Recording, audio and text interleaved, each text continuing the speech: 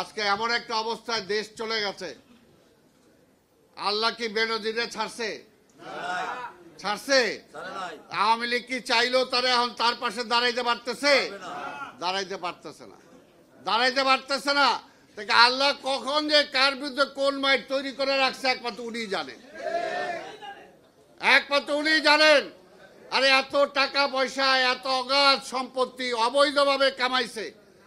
আজকে দুনিয়ায় বেঁচে থাকা অবস্থায় এই সম্পদ তার একটা বোঝা হয়ে গেছে, বোঝা হয়ে গেছে না? এটা কি সম্মানের সাথে সে বলতে পারতেছে? বলতেও পারতেছে না, এটাকে গিলতেও পারতেছে না। আজকে দুর্নীতিবাজ বেনজিরকে তারা ধরতে পারে না, আবার বলে তার সাথে আমাকে কোনো সম্পর্ক নাই। এই বেয়াদব ওবায়দুল কাদের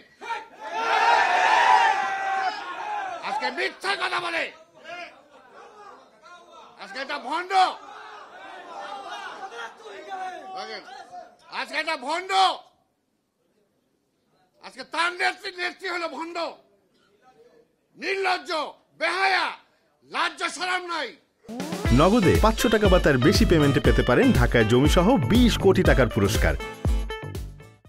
আজকে কথায় কথায় যখনই দেশ চালাইতে পারে না তখনই বলে তারেকরে আনতেছি। আর তারেক কি করছো? তারেক কি করছে? নিজে যে দেশ চালাইতে পারে না, হাজার হাজার কোটি টাকা লুটপাট হয়ে যেতেছে, ব্যাংকগুলো খালি হয়ে যেতেছে।